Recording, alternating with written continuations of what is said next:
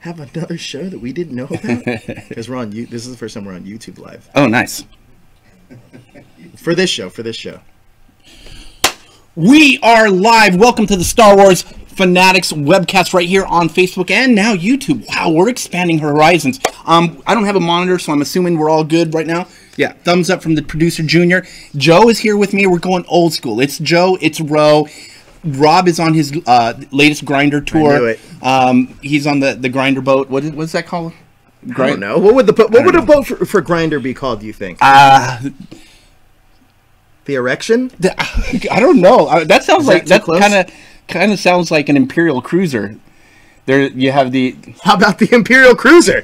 Jabba's palace. Rob's on the Imperial cruiser, having a great time. I'm sure he's not missing us right now. Like I said, he's doing his weekly cruise, his monthly cruise. We lose him about once a month to one of these things. But we got a whole lot of other good shit to talk about right now, other than us obsessing over where Rob is at the moment. So, lots of Star Wars news, lots of interesting. Would you say it's like what this thing with Rian Johnson? Let's just get right into it. Right now, hold on. Before you get into it, okay. This is our first time going live. Well, not first time, but one of the first times new. Right. We're going live on Facebook. On Facebook, we have a little housekeeping to do. We have the super chat feature. What that does, that helps support the show. Just hit that S button. That keeps the lights on, but also it helps for all of you Power Ranger fans out there. Get you guys free into Power Morphicon Prom. That is free for you guys because we love you guys. So that is free. Also, we got the TeePublic store. If you go to that store, get your latest geek shirts from that hashtag show. Get Daniel's shirt, the Battlestar Galactica, which Ro always promotes. Love the Galactica. You can get all of your cool geek gear, not just for our gear, anybody's gear, but use our link, and that is in the description below. And last but not least, we have the THS Hashtaggers group. Now, what that is, that links all of you geeks, all the like-minded geeks together, and brings you the latest geek news that's happening right now. Now, sorry to cut you off. No, now, it's all good, man. Continue your thoughts. No, I like everything that you're saying. What I wanted to get to was we're just gonna ramble for a bit while people log on, because as usual we are relying on your comments, your questions, your feedback on how everything is going out there. Let's log into the chat room and see who's with us today. Who we got in the YouTube chat? Let's go with that. We got Toku Kid. Thank you so much for joining us. Kat, one of our writers for the Power Ranger writers, Edward Sanchez. Welcome to see you, Edward. Blackwing 2040 and Jalen Glover. Guys, let's keep filtering them in. We got people piling in. So there's a lot of great shit to talk about right now. I can't wait to talk about this thing. Also on Facebook, we got Rory and Bailey. Rory's with us. He's a trooper. He's always in there. Like, he's not a stormtrooper, though. Not a stormtrooper. We do have a few of those who come in from time to time. Right into this Rian Johnson thing, because this is a hot button topic with the Star Wars fandom. Sure. Right? The Last Jedi was probably the most controversial Star Wars movie ever to date. I would say it's the most controversial Star Wars movie in terms of the polarizing fan response, but in terms of story, I think most polarizing film might be Solo in terms of just story. However, fan response and critical reception, 100% Last Jedi. Right. So Rian Johnson has received so much flack for where he took his story, because it wasn't what the guys over at Lucasfilm originally intended, or more specifically J.J. Abrams, what he intended. George Lucas liked the movie, but he was planning, I believe, on keeping Luke alive till the third one. Spoiler alert. Anyways, I got something to show you about that. Yeah, let's get to that. Fans have now started a petition with Rian Johnson's approval to reshoot The Last Jedi, a fan-made version of The Last Jedi. Let's clear the story out a little bit. Now, there was a Last Jedi fan cut that came out. However, it was terrible, so somebody's trying to recut the fan cut. So it's just a recut of a recut. Realistically, wait, they raised like 1.5. They have like raised a lot of $1.5 million. They raised a lot of money for it so far. So you got to get a damn good editor, and not Zack Snyder. You know what I'm saying? Get that Snyder cut. So do recut it and try to make Luke live, because that seems to be what everybody else wants. I mean, cutting out just doing an edit and cutting out flying Princess Leia shouldn't be that fucking hard. That's everybody's biggest fucking right. I want to ask the people in the chat, whether you're on Facebook or YouTube, do you recut the Johnson Star Wars: The Last Jedi, or do you leave it as is and wait for Episode 9? I'm really curious, and there's no right or wrong answer here. Just really curious to see what you guys think about it. Chime in our chats, because I think it's such a polarizing thing. Now, me personally, it is unpopular opinion, I like the movie a lot. Yeah, me too. Me too. I think maybe more so than, I mean, most Star Wars fans that I talk to that like the movie. I love the movie. Yeah, maybe it was my film going experience, sitting there. But also, man, that was the premiere. Like, yeah. we were our first ever Star Wars premiere. First Star Wars red carpet premiere with the fucking filmmakers, everybody in the room with us, sitting next to Doctor Who. It was insane. So I think he likes to be called David Tennant. I'm 90%. No, he's sure. Doctor Who. Right. And you know what? For the record, he's the most popular Doctor. It seems all like time? all time. Almost all time. Yeah. Old school fans like Tom Baker, but that's a whole nother podcast for a whole. Okay, because here's what I was going to bring up, just to ricochet over to Doctor Who for a second. People argue that Tom Baker was the greatest of all time. I can't watch those old Doctor Who's. I agree with you. I can't watch. I agree with you. Most popular of all time, I would say, but I completely agree with you. It's almost like, you know, a lot of people say Chris Claremont's the greatest X-Men writer. Yeah. That Claremont stuff is really tough to get through some of it because it's so wordy. Yeah. It's not made for this time and era. You got to really respect the art form. Respect the character to understand that. You got to really be into that. Because let's be honest. Yeah. A lot of current Star Wars fans, they don't like the prequels. No, they don't. You know, and to be fair, the prequels weren't made for you, right. 45-year-old. We got our first super chat on Facebook. Toby says, recut for one character, why not for a story? Beautiful. Why not? And Kevin Toku, Smith, thank you. Toku, thank you. What do you think of this right here? We're going to go to Sunbun's comment. This is a guy who's very attached to these stories. Here's my thing. So the comment is, yeah. Kevin Smith should direct Episode 9. Go ahead. I don't think that's a good choice. Kevin Smith was a commodity in the early 2000s as a director. However, if you look more recently, he's been relegated to directing episodes of Arrow and The Flash. He's a TV director now. I don't think that Kevin Smith is out of touch. I just don't necessarily... I wouldn't put him in the upper echelon of Star Wars directors. Now, if we were talking Star Wars directors that I want to see, it immediately screams out to me Guillermo del Toro. Oscar-winning Guillermo del Toro. Every single show we say this because we keep putting this out in the universe. You and I are I think we made this up. I think you made this actually straight up. And we've been preaching this for at least a year now.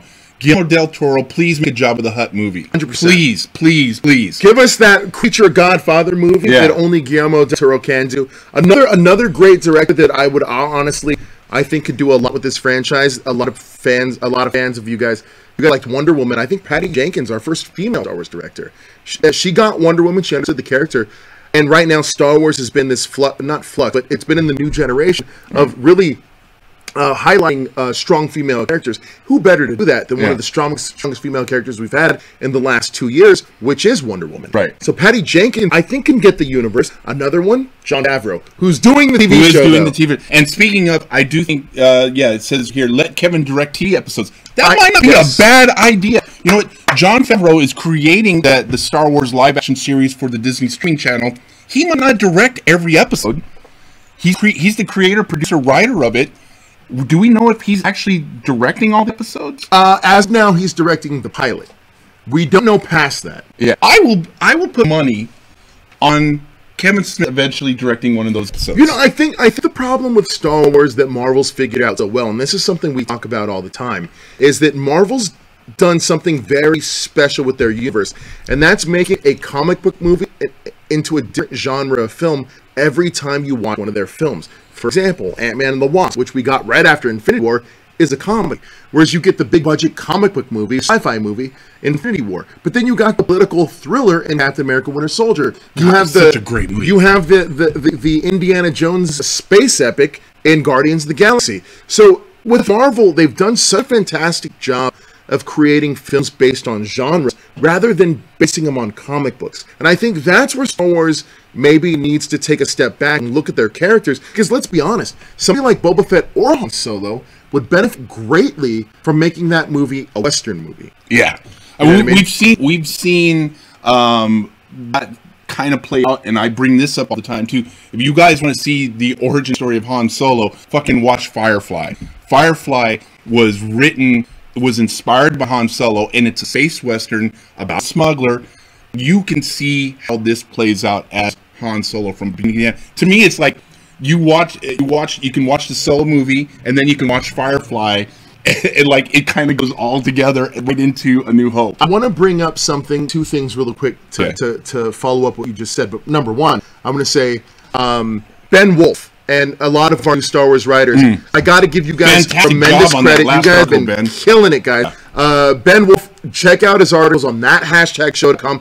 For all you Star Wars fans, those are some of the best Star Wars theories, Star Wars lists that you are going to read on the internet, and they are meant specifically for you guys. So go check that out at that #show.com. Now, piggybacking on what you just said about and don't worry, we are going to get to your comments, guys. They're starting to fly in now. So. About Firefly is think about this for 1 second.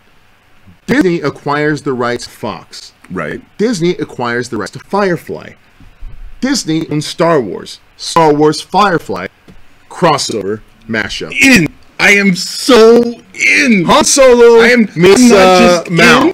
You just tell me that it's even 1% possible. I am going home and having.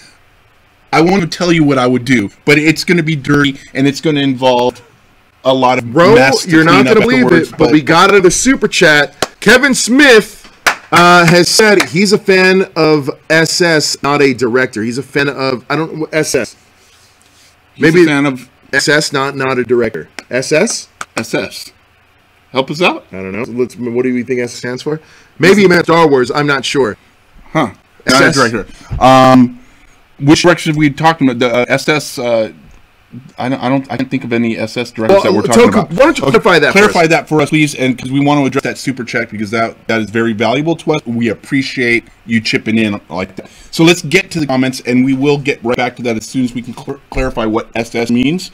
So let's go to Justin Lee, Jon Favreau. Okay, yes, Justin, we touched on that. I think Jon Favreau's live action series is going to be fantastic. Cannot wait.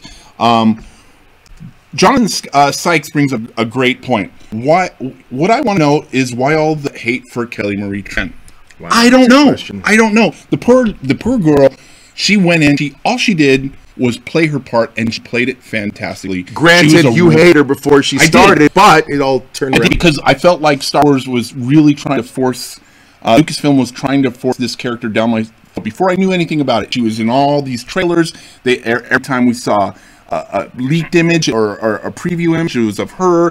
They showed behind the scenes, it was mostly her. I was like, I don't even know who this is. I'm over this chick already. She nailed the role.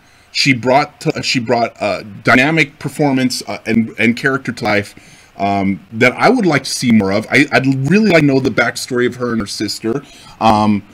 I think she did a fantastic job, and I think it's just a bunch of trolls, a bunch of assholes making fun of her for weight and things like this. It's just not fucking cool. Some people cannot handle trolling. Social media is not for everybody. Obviously, she's one of them. She's closed off all her accounts, and she won't talk to friends anymore.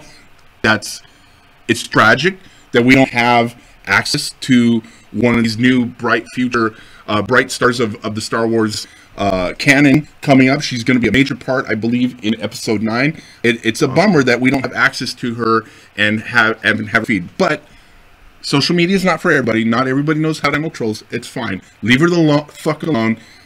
She did a fantastic job. If we're talking about recutting episode 9, or I'm sorry, The Last Jedi, she stays in.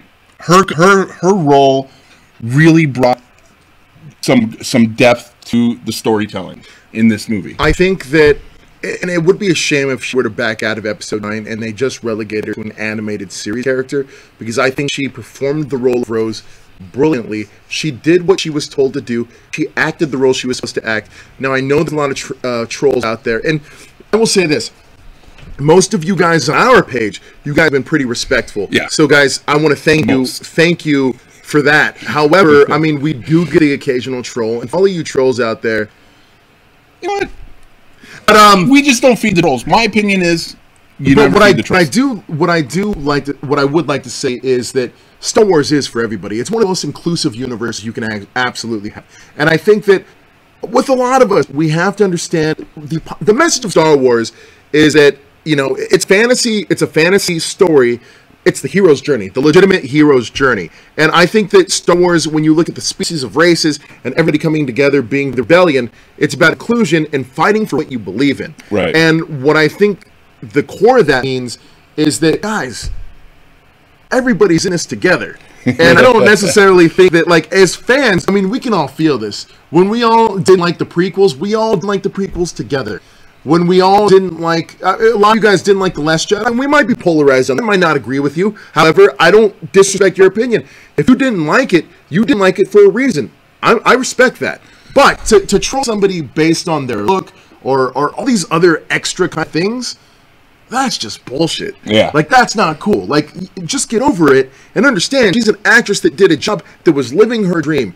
Wouldn't you like to live your dream? And God damn it, what a gracious fucking person she is. She took time to talk to everybody. I got to talk to her. Joe and I both got to talk to her. Super sweet. She was really a gracious. She was genuinely what's the word? Thankful. She was very thankful for the fact that she even got to play a small part in this universe. She had lots of gratitude for being accepted into the Star Wars universe and being immortalized, more or less. At that, because it was an open, well, not open public, but it was definitely an open kind of thing, atmosphere. She was definitely down to talk to, mainly because she was so enamored with being so shocked that she was in such a big franchise. Yeah, she just couldn't like I leave, would be, just like he would be. That it's almost kind of like, I want to spend time with the fans because she was the last of the cast members to leave. Yes, she was 100%. The last one to leave. I do want to switch gears for a second now. Switch it up. One of the biggest controversies this week was something that Collider broke. Frosty, right. Steve Weintraub. He said that, I'm sorry, I don't know if this was on your schedule yet, but I was going to jump to it because it was a huge story.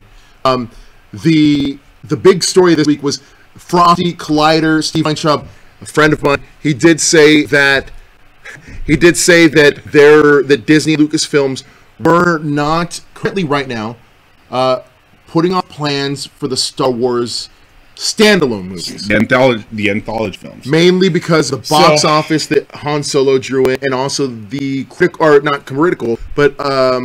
commercial response Jedi had. Right. And also Solo not being what it should have been. Here's what confuses me is, okay, they lost money on Solo. They expect to lose. You can't win on every single one, right? So how many Disney era movies have we had so far? Solo was the fourth? Whoa, great question. I think so was the fourth. Yes. Right? They're not going to all be winners. They can't be halting production. Are they really halting production because they got one loser? Well, let me clarify that story now. So Frost from Collider broke that story. He stands by that story to this day. However, Lucasfilm and Disney themselves came out and said that is not the case. What they're going to do is they're reevaluating budgets, but those movies are still in play. Okay. So at this point now, it's who do you believe? I'm going to have to believe I got to believe Disney as well. Disney's Frosty, as a person, I know how hard he works. A Collider, I know how well they do. The only downside is that at the time, I don't want to say he got bad intel, but it may have been a misunderstanding. It might have been premature. Yeah. It might have been delivered the wrong way. It might have been taken out of Again, context. maybe it's Luke covering their asses. Maybe. So. But The Last Jedi was extremely successful. If you want to find out more about that story, check that.com because we have it covered from both ends, top to bottom. From them saying no, we're not going to do this, to them saying yes, we are going to do this. So check that out. And that was Ben. I think Ben Wolf wrote one of those. But what I do want to talk about is this. Okay. When we talk about Solo, there's so many high spots to it. Yeah. However, there are some down spots to it. Yeah. But a lot of those down spots mainly are behind the scenes issues. Ro, chat me up about what you thought about that and how that possibly played into the box office. I didn't buy into, from day one, I wasn't buying into any of the behind the scenes drama. People were like, well, fire their directors. Okay. It shit happens. They weren't a fit. Happened on Superman 2. It shit happens. Doesn't mean that the movie's going to be shit. Okay, they're bringing Ron Howard. Oh, big Hollywood man or whatever. Nope, he's made some great films. I'm behind that. Oh, they brought in an acting coach for Alden Ehrenreich. This movie's going to suck. You know what? Acting coaches are always present on big budget movies. Not always, but very frequently. It's not uncommon. There were all these different rumors. I wasn't going to buy into them.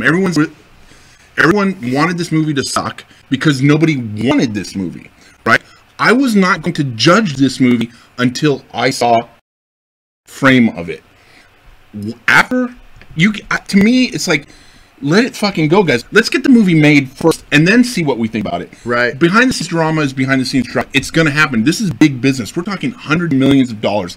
Nothing comes without some disagreements when you're spending that kind of money. Of course. There's going to be disagreements. There's going to be changes. There's going to be adjustments. However, there was a lot of rumbling behind the scenes too. Right. People were saying, well, people off the set were saying, oh, Alden doesn't exactly kill it, blah, blah, blah, blah. Whatever. Once again, I'm not going to judge this movie till I see the final cut. Let it go. When I saw that first trailer, I was like, I'm in. It looks like a great movie. Now, I watched the movie. I've seen it twice. Like any sci-fi movies, there's some weak points. There's some shit you just got to let go. It's fucking sci-fi. Right, of course. That shit is going to happen. I thought this was a great movie. That hype did it a lot of disservice. Like you said, if your dad knows about a direct change, that's big news. Unfortunately, because my dad don't know about that shit. Right. But there's a trickle-down effect. To me, it's like my sister who just sees the trailer and goes, I'm going to see that movie or I'm not going to see that movie, doesn't give a shit about the director change. But what happens is that there's a trickle-down effect, right? Because those rumors, those changes, that shit gets taken out of context, it gets blown up, then it creates a bias in the press, and then the press decides one way or another how behind this movie they're going to be, how positive about this movie they're going to be, what parts of this movie they're going to write off. It creates a bias that ends up, unfortunately, and that is unfair because it was an action movie, it was a caper movie, it was a sci-fi movie, it was a little silly, it was very fun, it was great paced, and we had some great acting in it. Chewbacca was brought to a whole nother level, and Glover crushes, and he's worth seeing the movie for alone. I guess this is not a family-friendly live broadcast. This is Kevin Thomas. I'm sorry, Kevin. I do drop some F-bombs on occasion. I don't, Kevin. So he's really good about it. I will say this though. Drinking, so. Let's talk about the rumor and innuendo of some of the Star Wars stuff. Okay. Now, the thing is that the Boba Fett movie, which is rumored to be directed and written by James Mangold, who, if you don't know who James Mangold is, did Logan. And to me, that is the perfect fit for a Boba Fett movie. Because Logan was dark. Logan, not only that, but it might have been the best superhero movie of last year. But I think he's the perfect choice for that. But that movie might not be affected. It's really the Obi-Wan movie that people are talking about. Now, the rumor and innuendo says the director, Stephen Daldry, I hope I said his name right, Daldry, he's the one that's leaving the project. No, this has been rumored for a while now, and from my sources that I know about here at Hashtag Show, he has left the project, and he's been gone from the project. So is this an exclusive? No. This is out there. Yeah, so this is out there, but you know that for a fact that he's I gone know now. for a fact that he is gone, yes. So we know that he's gone. He was an odd choice. This is a guy who makes like indie emo films and stuff, like coming of age films and things like that. Yeah, right? very. By the way, let's give a shout out to Anthony Kutkoski.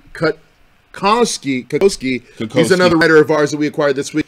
Brilliant Star Wars writer. For all of you guys on Star Wars Fanatics and also the Star Wars Trilogy page, you're reading his work. His work is amazing. It's for you guys. So coming back to the Obi-Wan thing and the director, I forget his name. I don't know. Stephen Daldry. Now, here's the problem. I'm wondering if this is related. Ewan McGregor still has not committed to this film. Right? Correct. Ewan McGregor has not committed officially. Right. However, rumor and innuendo suggest that Ewan McGregor wants to turn back to the Star Wars world. Well, Ewan McGregor has said it over and over that he would love to come back as Obi-Wan Kenobi.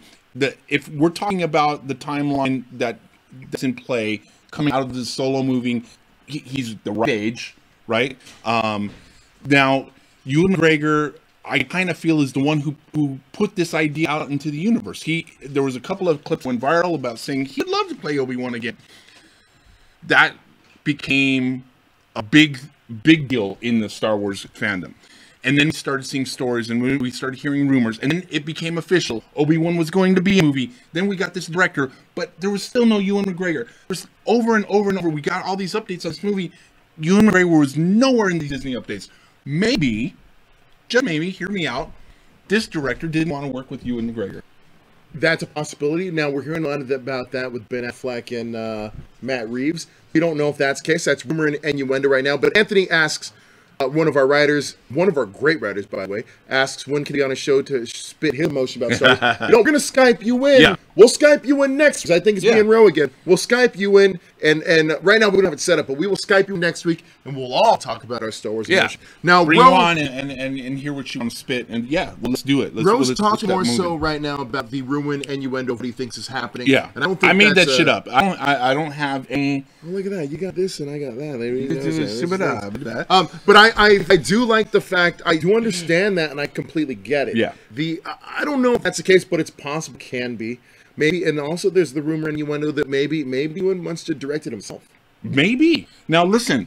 An Obi-Wan movie comes out, and Ewan McGregor's not attached to it. There is going to be a ton of negative press. Now, after what happened with Solo and the pre-production press, that might be one of the reasons. So, I think this is not. I mean, none of this information that I'm spitting out is verified. I don't have a source to back this up. This is what we're doing. This is what we do. We're spitballing. We're spitballing. It just seems to make sense that Ewan McGregor not being attached to this film would start the same kind of ball rolling with that of all this negative press that pre-production wise that Solo had. It would make me, if I was Kathleen Kennedy or whoever ends up being in charge of that line, make me go, let's put the brakes on that. Let's consider where we're at. Talked to Kevin Feige today about Star Wars. You want to hear what he told me? Wait. Let's replay that question again. Let's replay that statement again. You talked to Kevin Feige today. Yeah, for Ant-Man and the Wasp. Okay, go. I asked, this is an exclusive to you guys, I asked him about Star Wars, and he said, straight up Kevin Feige answer, did not answer the question. He said, you know what, I'm so busy with Marvel, paraphrasing, so busy with the Marvel Universe right now. Star Wars is a great franchise. They're doing a great job over there, but I'm not really able to think of that because I'm concentrating on Marvel. But they're doing stuff that's great over there someday.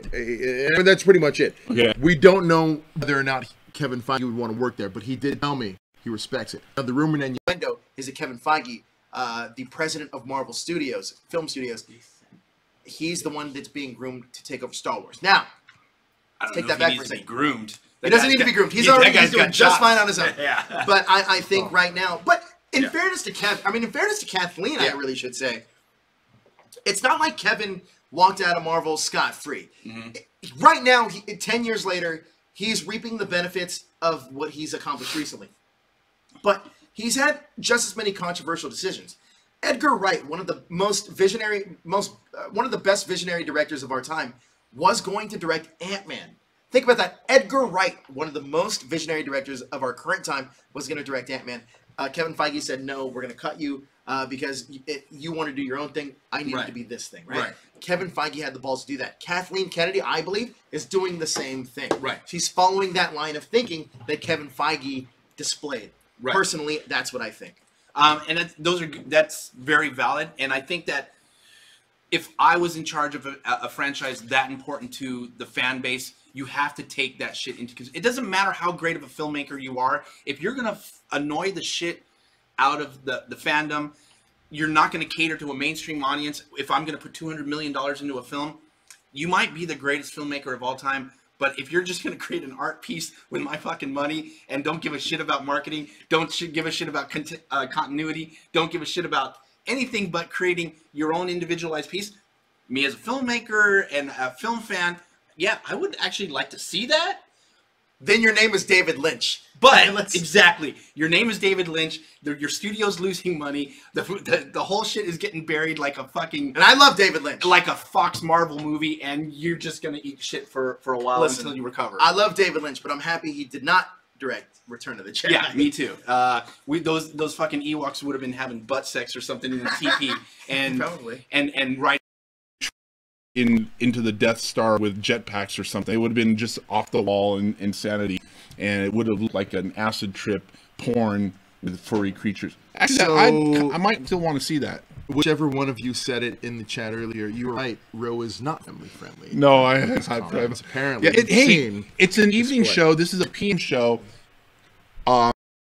Tuned into this show before. I tend to drink on the show, and as the show goes on, I get a little loose in my words. So I apologize. Put the kids to bed. Put the kids to bed. Cue intervention. Just kidding. What I really like to talk about now. Excuse me. Yeah. What I'd really like to talk about now is the next thing that's on my rundown. Okay, The next thing that's on my we're talking rundown about, is the Disney move Solo out of December. Solo, the Lucasfilm Right. wanted Solo to release in December. Right. Disney said, "Nah, dog, we're gonna have to release in May. Did that hurt the product? It may be because it was a bad weekend for it to be released. Well, terrible weekend. It's probably the worst weekend Hey you can man, you release. don't release on Labor Day anymore. You just guys. don't. That's not a thing. You're releasing against that. Disney as the distributor has to make some decisions. We have Deadpool the next, what is it, 1 week later, 2 weeks later? Deadpool was a week later, It's wasn't a it? week later. Wow. So Disney as the distributor, they're doing the marketing push.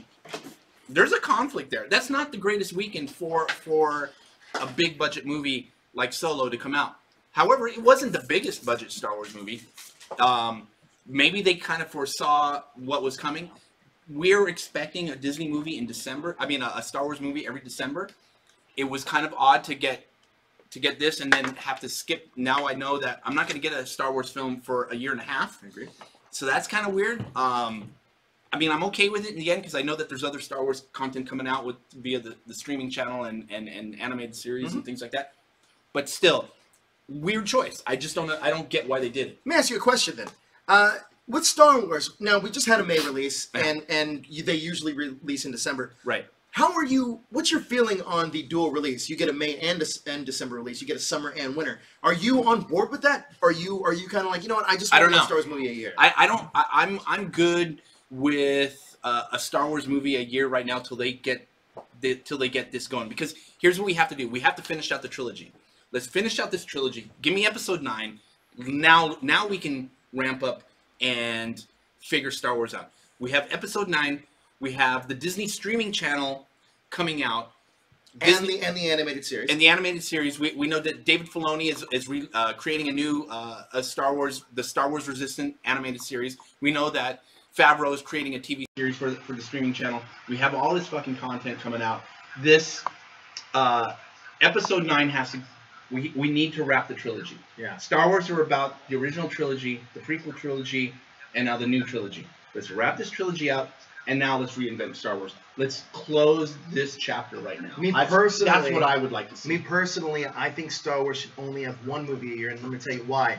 It's because Star Wars isn't just a movie, it's an event. Right. And what I mean by that is it's an event that transcends generations. Right. Which means your parents know about Star Wars, Right. your grandparents know about Star Wars, Yeah. depending what age you are. Right. But it's a generational thing. Mhm. It's a generational thing you can share with so many It needs to be treated as an event. And I think that's what makes Star Wars so special when it comes to filmmaking. Right. Is that it's something that just transcends a movie theater. It really It's an does. I mean, you don't experience. see a fucking Marvel Christmas special. Just I mean, Marvel has the lockdown on how to execute serialized theatrical storytelling. Right. Which is completely foreign to anything we've ever gotten. Right. Other than that, I think Netflix, if you look at Netflix right now, you wait 13 episodes, you get a new season. Yeah. And you can binge every single one of those episodes in 2-3 days, whatever it may be. Whereas Marvel and Game of Thrones is another one, Walking Dead. right. You get a movie, Infinity War just happened in May, you're going to wait another year. And you're going to think Yeah. to yourself, wow, I have to wait another year. But you know what you have to supplement yourself with? Ant-Man and the Wasp, Captain Marvel. You have things to get you through it, to get you even more excited about the next film. Whereas Star Wars, me personally, I don't think, doesn't necessarily need that. Star Right. Wars is an event. So to me personally, when I heard about And, Han and, Solo, I see it like this. Avenger fans have their Avenger movies. Ant-Man fans have their Ant-Man movies. Guardians of the Galaxy, well, maybe not Ant-Man fans, but Guardians fans have their Guardian movies, hey, the next Ant-Man movie is great. which you've been I saw touting. already, yeah, it's So great. I mean, there are niches within Marvel, right? So like certain people are waiting for the Guardians movies, certain people are waiting for the Iron Man and Avengers movies.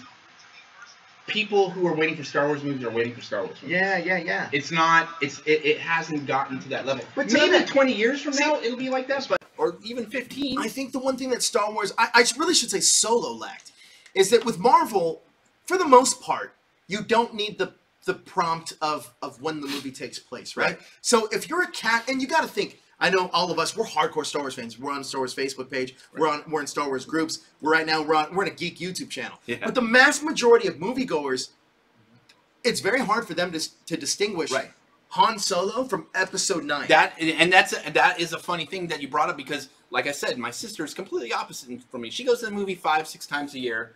She doesn't give a shit about fandoms. She's just gonna say, "What are we gonna see this weekend? We got a free weekend. Let's go to the movies." She's like, "So is Solo important? Did I need to see the last Star Wars movie to understand what's going on?" There you go. I was like, "No, it's just a standalone movie. If you want to go see it, go see it." And she's like, "Okay, we're gonna go see Deadpool." And so that's how that went. You know, it was. It can get confusing. They haven't made it clear yet because we're dealing with trilogies, which is one of the reasons why I say let's finish the trilogies first. We're dealing with this mindset of the canon timeline, and we have to explain to people because even Rogue One, an anthology film, was actually part of that fucking canon timeline. I'm glad you just brought up Rogue One because I actually think the reason why they would halt the standalone movies, if this were true and Collider reported correctly, would be because Rogue One and Solo both did one thing the same. They didn't sell toys to kids. Interesting. And if you look at the infrastructure and the way that really Star Wars makes money, regardless of what box office is, the other side of that is merchandising. And a big part of merchandising is toy sales. Right. And I think that with Solo and Rogue One I loved. Solo I liked a lot. Yeah. But both didn't hit with audiences with kids wanting to buy the new Han Solo toy. Exactly. Well, Rogue One, we didn't really get these iconic characters. I mean, you're a Felicity Jones action figure, sure, but I mean, it's not like the Darth Vader. And you're not following that character through another film. It's not like my Kylo Ren action figure with my Kylo Ren TIE Fighter. No. But see, even with Kylo and Rey and Poe and Finn, you're following those characters for 2 other movies. Right. With all the characters from Rogue One, you're not. They're done. Yeah. And so it's like, okay, why? Spoiler alert! They're dead. Oh well, sorry guys. They just didn't sell toys. Completely true. Yeah. Just not. They did sell toys, says Will Betson. Just not many, and that's a problem though. Not selling not a lot of toys is a problem. Yeah. And I think that's where we're going with. Well, and Rogue One was just not a kids movie, man. So that but I loved it. I loved it too. I I loved it too. You know, what interesting thing just before we leave the anthology films real quick. Rogue One had one of my favorite Star Wars scenes. Definitely my favorite Darth Vader scenes of all time. Just one of the greatest Star Wars endings. Would you go as far to say that the best Darth Vader scene of all time? No. Really? No. Is the Empire. The reveal? The reveal, losing the hand, the reveal.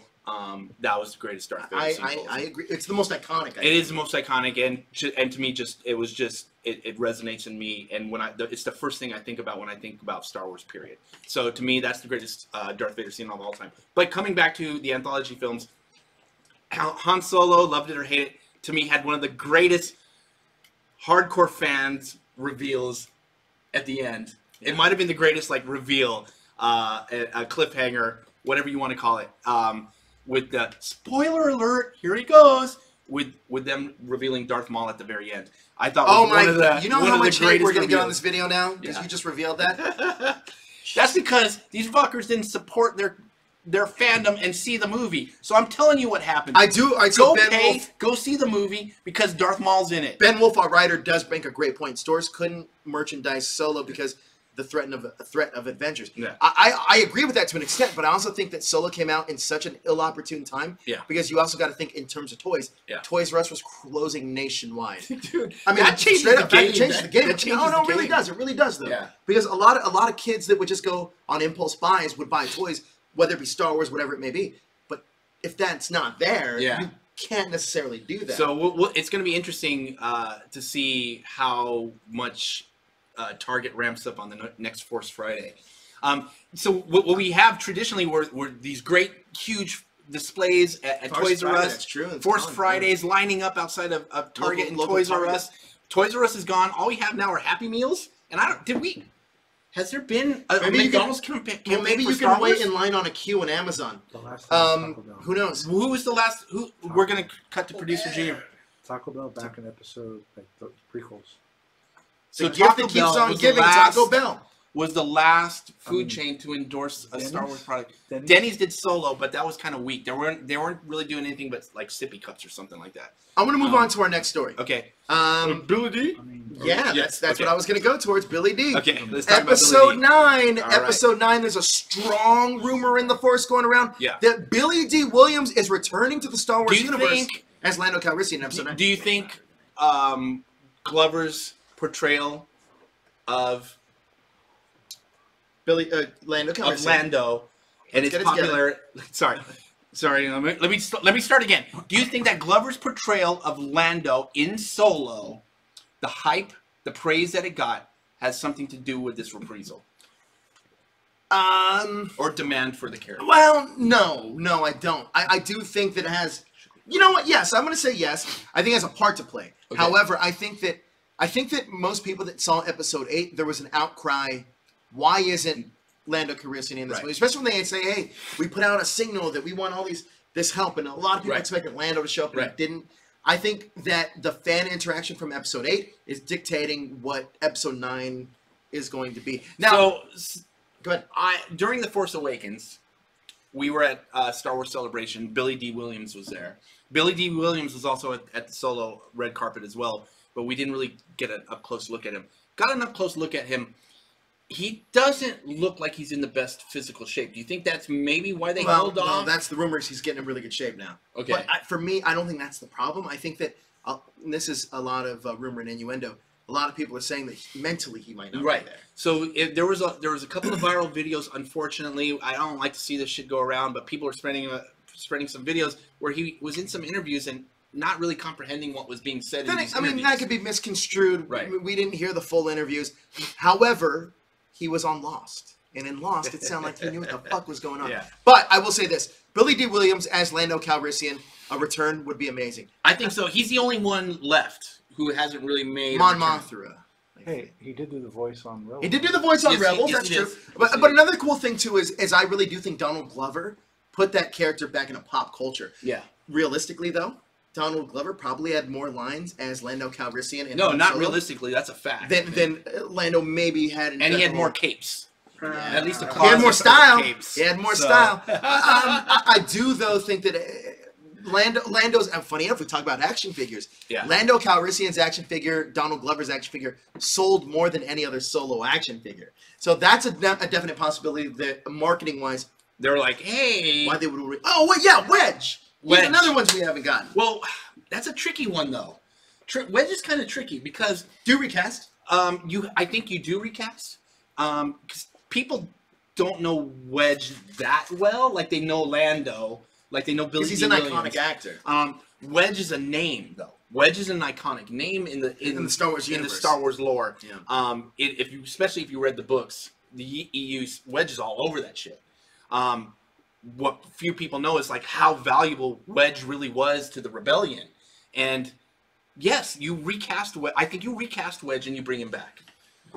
Rumor and innuendo says that the actor that plays Wedge is retired and does not want to come back. So I agree with you, Ro. Yeah. Maybe you do recast at this point. Wouldn't be the first time in movies to do it. It might not be a bad idea because Yeah. they recast the Hulk, and we were all better for it. Even though I do like Ed Norton.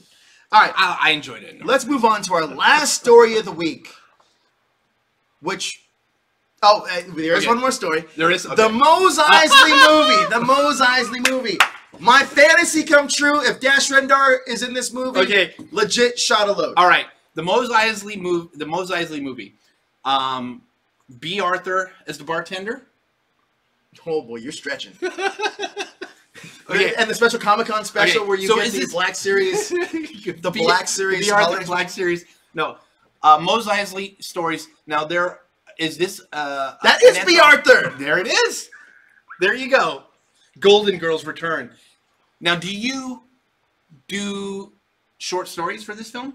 Yes. Is this a collection of do you stories? remember the movie? A lot of people don't remember. Do you remember the movie Crash? Yeah. Anybody remember Crash? Steven Kind of Soderbergh? the three It won stories. Best Picture. Yeah. Won Best Picture. Yeah, yeah. Steven Soderbergh did a movie called Crash.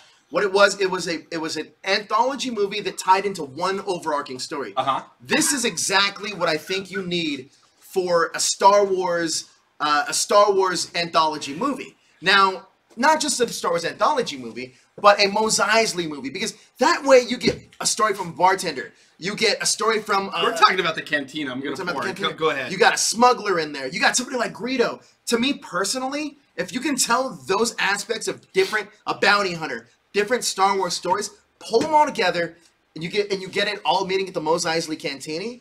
I like to call it Cantina on my time Yeah. off. But the Cantina, I think then you got such a great story to be told. And let Steven Soderbergh direct it. Get a Oscar Hey, that's not bad. director. Remember Creepshow? Remember the Twilight Zone movies? Yeah. You know? Anthology movies. Let's do it. No, I think there's this is a great way to expand the universe. But this would also be a great Okay. TV show. Like on the Disney That streaming would be service. because you could do a different story every Every week. week, and then tie it all together for their finale. But this is how you build a universe, right? With Marvel, we have 50 years of comics, 60 years, 100 years of comics, whatever. 250,000 years of Stan Lee comics. He's about 250,000 years old. I think just looked so it up. too. And he's got about 250,000 more cameos coming up, unfortunately. I do think Kevin Feige is going to take over for Stanley cameos when he gets older. Okay, Makes well, sense, right?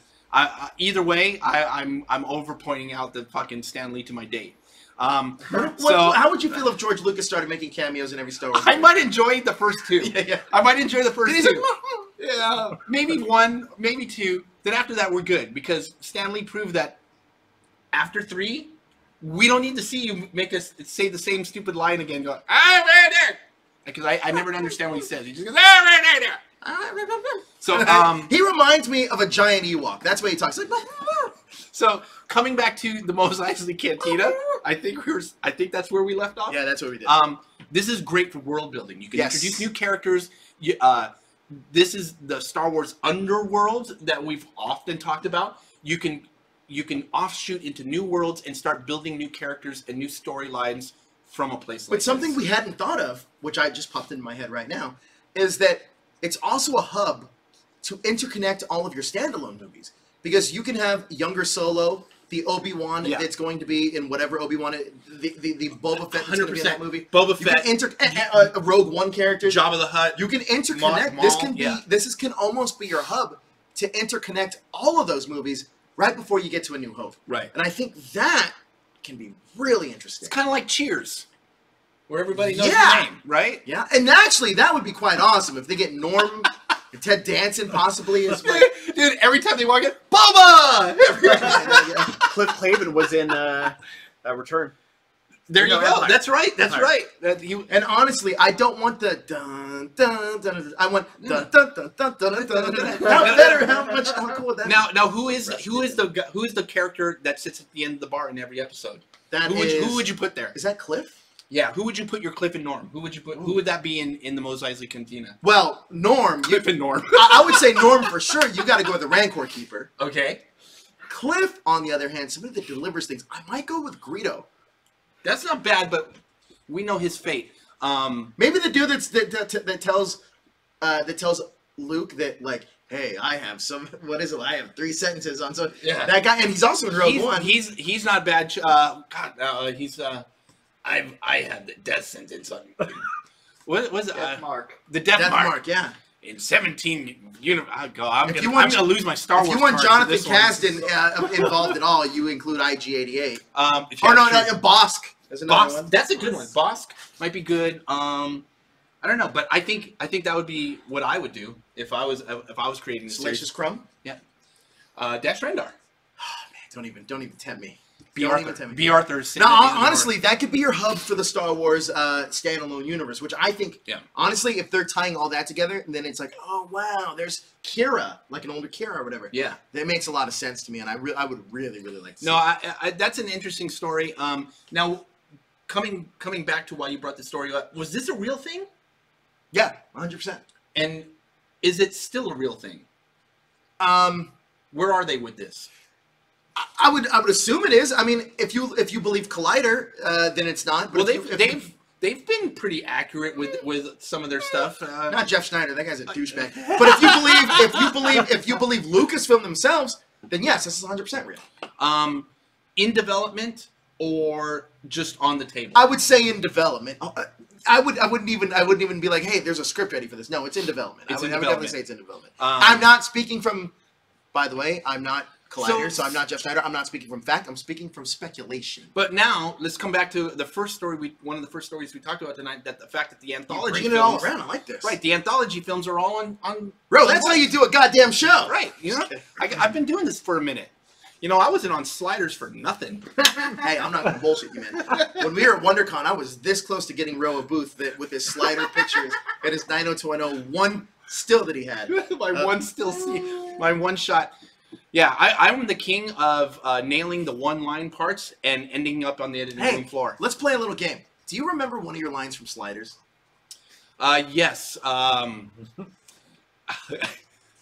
I did have one line. What was it? So I've been casted in like 4 or 5 different things, and all 4 or 5 different things I've been given one line, and in all 4 or 5 final cuts, that one line was removed. So my one line from Sliders was, "She's mine."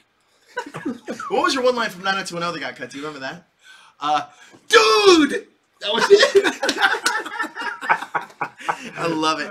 And you know what? I think you might even, in the scene, you might actually still see me lip sync that. Really? Yeah. So I'm going, because Ian Ziering, Sharknado fame. He was in that scene. He throws a punch at a dude and lands him on the car, and he comes crashing next to me, and I say, "Dude!"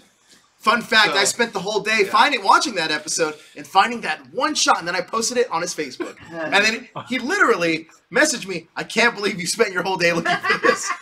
It is so hard. I can't believe that you actually found it. I found it, though. Maybe 17 frames of film. 17 frames is all I need. Yeah. But back to this, you were making a point. Back to the statement you had made earlier about the standalone films. The standalone films, I have no idea what I'm talking about. What were we talking about? Well, we were talking about whether or not Lucasfilm wants to go through with these, even though we think currently they could be lucrative. But go ahead. Look, there's a lot on the table for Lucasfilm. We don't know what's true and what's not true at this point in time. If the anthology films are being suspended or held back in time, that tells me one thing. Because they can't suspend production. They can't. No, that's leaving money on the table, too. So that might mean to me the only other trilogy or series coming up for theatrical release is Rian Johnson's. They might be moving Rian Johnson's trilogy up. Well, here's the thing with that, though, is that you'd have to assume at that point that nothing's going to shoot after episode 9. That means that we don't have a 2020 release. There was a rumor, though, that there was going to be an episode 10, 11, and 12. There is that rumor, yes. But that's a Skywalker story. And we've said, Rian Johnson said his doesn't have anything to do with Skywalkers. Benioff and Weiss from Game of Thrones fame, the executive producer. But you know what? Rian Johnson kind of took care of that and said, "You know what, Ray, you're nobody. You're not a Skywalker." I don't know how Abrams is going to wrap this up. Episode 9 might not be a Skywalker story. The Skywalkers are dead. Me personally, I think that year 2020, we'll get a 2020 release in December because they're going to need the time to do whatever movie they do. I don't disagree with you saying that they would do a new trilogy already fast or greenlighting it so quickly, but I don't know if they would do it with Rian Johnson so quickly. Yeah, because there's a lot of bad taste in a lot of people's mouths. What about the Game of Thrones directors? Well, yeah, Weiss and Sweet or DB Weiss and DB Weiss and and Benioff. Yeah, and Benioff. I believe that those guys, it's a fair chance they would. However, now Game of Thrones isn't done, and that's gonna depend on everything. Once Game of Thrones is finished, I thought Amelia Clark wrapped. They're still shooting. Oh, okay. So maybe if it's done in time, I don't know if they're gonna want to go through something so drastically heavy right after something so drastically heavy. Right. Now, with that being said, maybe they move up James Mangold's Boba Fett movie. That's the one that I think that they would. You know what? Drastically heavy works better for Star Wars. Look at what happened with Solo. You're right. And also, and listen, Benioff and Weiss, they're no slouches. No. They know how to tell stories. Yes, they do. Regardless of what you think of Game of Thrones. Can they still tell a story without Martin? Yeah, I think. Yeah? I mean, Yeah, okay. listen, Martin didn't write the last book now, did he? They're doing the last season. Okay. So I mean, All right. I'll buy I that. I definitely think so. I think that those guys. Listen, I think that those guys run Game of Thrones right now. Yeah. I think George R.R. Martin's it's almost like the Robert Kirkman effect. Dude, let's come back around. I know you can't believe this, but it's almost been an hour, and I'd like to get to some of the people in the chat room before we. Let's get to you guys. So find something that you like there. Tell me who's bringing up some points. Right, well, We kinda Dylan just left a comment right now, and Yeah. now we're going fast, guys. Yeah, Is you it guys true are that there will jamming. be a huge gap between episode 8 and 9? I saw some possibility clickbait saying that Rey might have a child. Bro, Okay. rumor and innuendo, address it. So there is some rumor, and granted, this is unfounded. This is just gossip on the inner circle. We're not even that far. Well, Joe's further into the inner circle than I am. So Which is a basically, complete change from when we met. By the yeah. way. So basically, just take it for what it is. The rumor is currently going around that we are going to have a 15 to 20 year gap between the Yeah, last I heard two it's films. 10 years, a time Okay. jump. We're definitely having rumor and innuendo. I heard that we're having a time jump, and it's going to be taking place in the crawl. Okay. So by the time, and just like Luke did in Return of the Jedi, Right. by the time we get to episode 9, everybody's going to be a little bit older. Maybe Rey has her own little group of Jedi. she's We training. think that I personally, if that's the case, we had the Padawan at the end of the film. We know where the first Jedi Temple was built. Maybe there's some Padawans, the Jedi Temple. 10 years has gone by. We've said goodbye to General Leia Organa. Those are some of the things that I would expect. But And we again, do- we we also do not do- have anything solid. We also We do don't have know anything that solid. John Boyega is growing out his hair to Yes. get like dreads. So now John there's a time Boyega passage. definitely has dreads in at least one scene. Yeah. And he posted a picture. I think he might have deleted the picture. He did delete the He picture. did delete the picture. So he's had to have enough time to grow out some dreads. So One of our writers, Anthony Kokoski, says, imagine a movie about Twilight Squad versus Inferno Squad would be a great Star Wars movie. Now, Ro, I'm going to direct that towards you Yeah. because you probably know what that means. Twilight Squad versus Inferno Squad. I have no idea what that means. Doesn't know what So- that means. However, why don't you do an article about it and let us learn about it? Yeah. Troy Bring us up- Cummings. You went deep, homie. Bring That's us why up he's to gonna. speed, That's why he's man. gonna call in next week. Yeah. Troy Cummings says would love a Boba Fett standalone movie. Now that is in the works. I personally think that would be the 2020 release. Okay, Boba Fett movie makes a lot of sense. Okay, there are two characters that the fandom has been crying out for. If there is any truth to this rumor that they're putting these anthology films on hold and taking an ear to the fandom, we know that the two films that were most wanted to be seen were Darth Maul and Obi-Wan.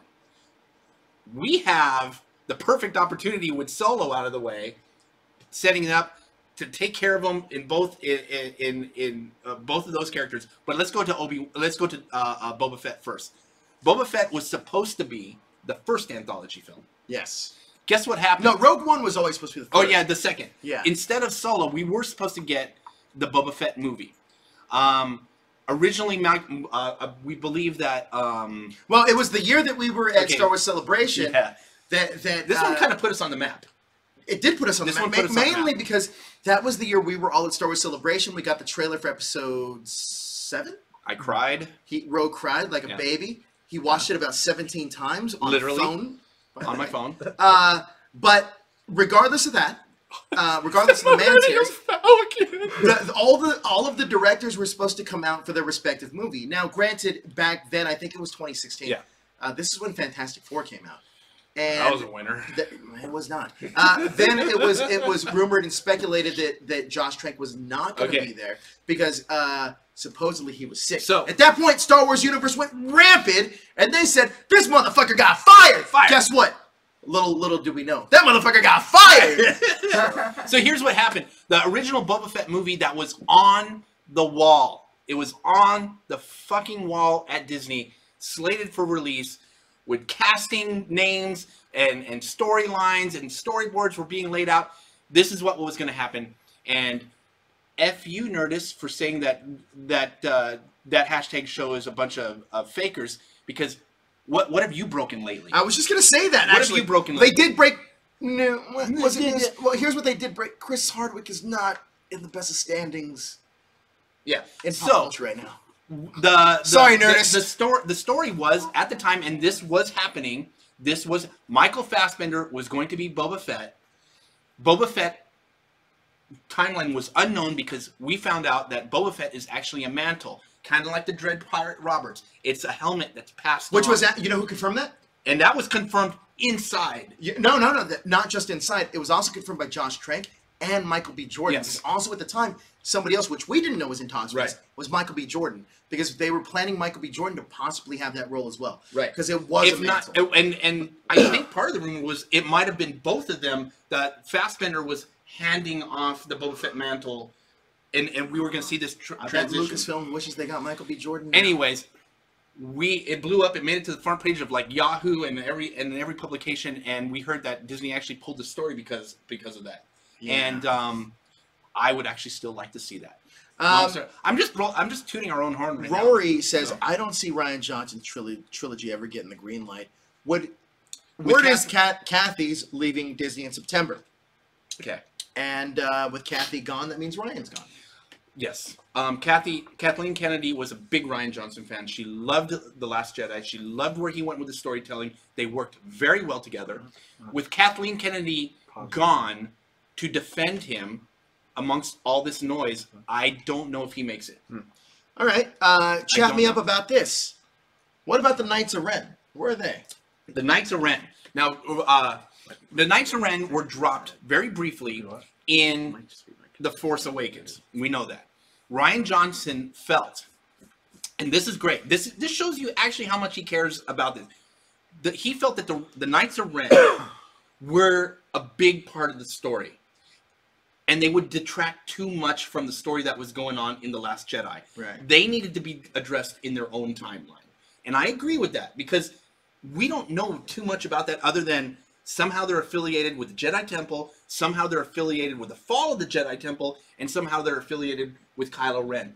That's a fucking great story. It deserves, I don't care if you put it in an animated half-hour episode or make it part of a big part of episode 9 in the final storytelling, but with as much as was going on in The Last Jedi, he purposely gave Snoke his own guard, and they were not the Knights of Ren because their story is too important. Now, chat me up about our last question. It's called Bye Bye Bye, the NSYNC Star Wars story. Rumor and innuendo. Chat me up about that. Okay, so the one rumor and the one rumor that I believe is true. No, and it's true. We've heard over and over, and NSYNC was going Well, to you be had in the direct preview. contact until you Okay. got blocked on Twitter. So Yeah. let's pull the curtain back Okay, a little bit. A little bit. So, Amanda Lucas, when she was a kid, was a huge NSYNC fan. Her dad was making I'm not sure, was it episode 2 or 3? It was episode 2. Episode 2, he decided to bring NSYNC on to do lightsaber scenes. The big lightsaber battle in the arena and all the different unnamed Jedi that were in there. He invited NSYNC down to do a cameo for his daughter Amanda. Who's going to say no to George Lucas and a Star Wars film? So NSYNC comes down, fan outcry. Fuck you, put NSYNC in my Star Wars movie. They end up on the editing room floor. Only if they would have danced and fought at the same time. Lightsabers. So rumor is that footage exists somewhere, and That's my goal okay. in life. If you've ever seen Fanboys, is that the name of the movie? Yeah. Yeah, Fanboys, right? Great fucking movie. If you ever seen that movie, they went on a mission. They were on the wrong mission. Well, I guess that mission didn't exist because they were going to find episode 1. So this mission actually didn't. The real mission is We're Fanboys 2. Fanboys 2, the NSYNC footage. This is So- pitch. Fanboys 2. NSYNC footage still pending. So jump ahead 15 years. Amanda Lucas is much older. She's gaining a little weight. Blah, blah, blah. Well, you got a body shame. No, it's part of the story. She's training to be a fighter. I'm a big MMA fan. yeah, Everyone yeah. knows I'm a big MMA fan. So I hit her up. I'm like, that's Amanda Lucas. She doesn't have a ton of followers or anything. So Hey, I really liked your I last start- fight. When's Justin Timberlake going to be? I asked her a MMA question. I linked to like some amateur clip of her fighting, blah blah blah, and I start talking to Amanda Lucas on Twitter, and I'm just trying to be her friend first before I say, so does that NSYNC footage really exist? Before I got that far, she blocked me because I got a little too creepy. So that's the end of the story. I wish there was a more climactic. What you're pretty much telling me is I'm never now gonna know if the NSYNC footage is out there. I never got, because everyone makes fun of me. It's like you were talking to Amanda Lucas and you never asked that question. I was like, I was trying to warm up to it. Bro, why don't we start a campaign for this year's Star Wars Celebration? Justin Timberlake for Star Wars Celebration 2018. Or, better yet, Joey Fatone for Star Wars Celebration 2018. Lance Bass for Star Wars Celebration 2018. Chris Kirkpatrick, whatever his name is. We're calling you. Star Wars Celebration. Wait. If you're one of those guys, do you have a copy of that footage? Yes or no? They have to have, right? I honest to God feel like they told this story like on something, that they were actually in it. I know that this story was told on somewhere because I heard it. Somebody let us know about this. I will say this. Personal invite. We're gonna get past the Star Wars Celebration. Joey Fatone, Chris and Lance Bass, Justin Timberlake, and the other guy. I'm not mixing option is open to you. Option is open. If you want to go to Star Wars Celebration, we have passes for you. We just need the exclusive. You think they can get their own? Can Lance Bass pull the pass? Well, he was in the movie technically, right? Maybe he can go as a guest. I really want to see these characters. Do you have to blow Lance Bass for that? Oh man. All right. Anyways, it's the vodka speaking. Can't wait to make our vodka announcement in a couple of weeks here. Guys, it's called. Is it called? I think we're officially off the rails. Is there anything else in the comments that we need to address? The footage has been locked away in a safe on Skywalker Ranch somewhere. I agree, Dylan. Dylan. That is what we heard, and that's what we're trying to get to the bottom of. Anthony Konsky says there's a series of books called the Bounty Hunter Wars, which explains Fett surviving the Sarlacc and his involvement with Bounty Hunters Guild and the Empire. That's the movie they should make based on Fett. Set up multiple movies based on Fett and spin-offs and sequels tied to Solo. That's not bad. I think it's good. That works. Or the NSYNC Star Wars movie. Either or. Dude, Troy, come on, dude. Both Force Awakens and The Last Jedi. So people hate one or the other. They don't hate both. Come on, Troy. I mean, here's the deal with that. Like, let's be honest. At least we're getting new Star Wars content. We're getting new Star Wars content. You got to be appreciative of that at the very least. Dude, come on. Rebels? Come on. Rebels was great. It's no Clone Wars. But I'm going to say this about Rebels. Some of those Rebels episodes were way more epic than storytelling-wise, I agree. Any Clone Wars episode ever. I honestly just think the Clone Wars as a whole is better. Mainly because only when it really focused on the clones, though. But that season finale where Kanan loses his eyes. Yeah, you love that. And Ahsoka walks off into and she realizes that Anakin is Vader for the first time. That might be the most epic animated Star Wars scene ever. I mean, it was good. It was good. It was epic. That finale was probably the best finale animated-wise that we got. But I also think that the disadvantage that Clone Wars had was that the story was presented out of order. I think that kind of hurt it a little bit because I don't know why they did that, by the way. But like, if you actually go back on the Star Wars website, it tells you the chronological watch order, which I followed. It does make the movie or the story play out better. Okay. Because it's such a hodgepodge of like. Because I almost felt like with Clone Wars, they were a bunch of standalones. They were just kind of figure out where they go. Yeah. Whereas StarWars.com and the chronological order tells you exactly where they go. It makes the story play out better. And personally, for me, overall, Star Wars Clone Wars better. However, some of the stories and finale of Rebels is pretty good. Yeah. Look, there was a lot of comments that we couldn't get to today. There's a couple hundred comments in there. I gotta express a ton of gratitude to our following. Everyone has, all of you guys that don't fuck around with Kelly Marie Tran. Yeah, you guys are sharing the content. You're liking the content. You're keeping us relevant, and you're making this job very fun. Joe, where can they find you, and where can they find our Star Wars content? So let me say, you can find me on our website at thathashtagshow.com, and you can find our content on thathashtagshow.com with great writers like Ben Wolf. Let me just clarify that Ben Wolf, Anthony Kotsky. Who's the other new guy? Junior doesn't know. He doesn't know. I don't remember the names. But these guys are kicking some serious butt. He just joined and he had a tough time joining because it was just recent. I'm gonna click his name. His name is. He's gonna get his due. What? Cliff Foster. Cliff Foster. Dude. All three of those guys, Class A guys. I'm really excited. JJ Goodman. And what? JJ Goodman. JJ Good. Oh, JJ Goodman's killing it. And we're gonna put everybody's contact information up over the next few days because there's so many questions and comments that I really want to address, like legitimate good points that we just don't have the time to in this 1 hour format. I think some of this stuff in the comments might make great stories on the website alone. I was just going to say that. So what Ro brought up a great point. So a lot of you guys have great theories and great ideas.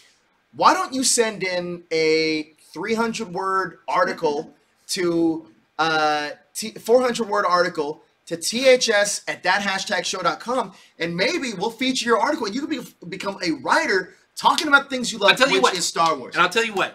You get a... Let me make a new address for that. Okay. Let's make it contributor. Contributor at thathashtagshow.com. We're going to set that up. So you have your theories and comments. You can put together an article for us.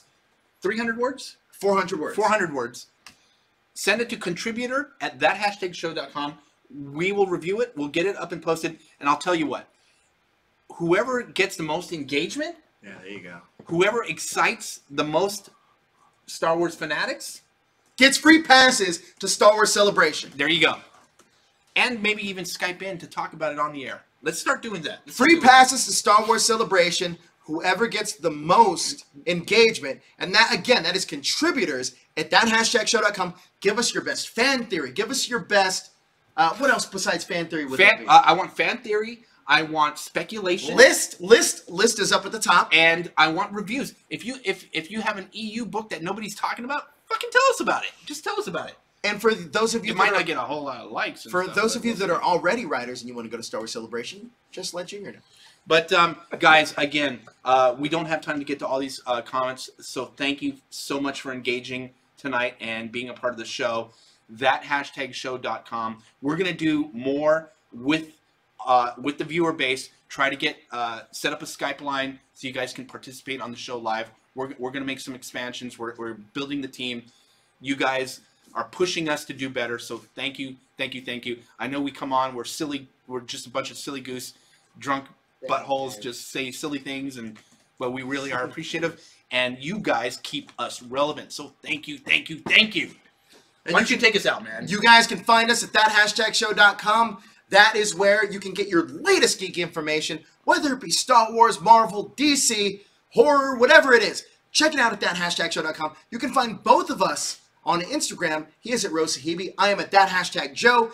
Find us there and also on Twitter as well.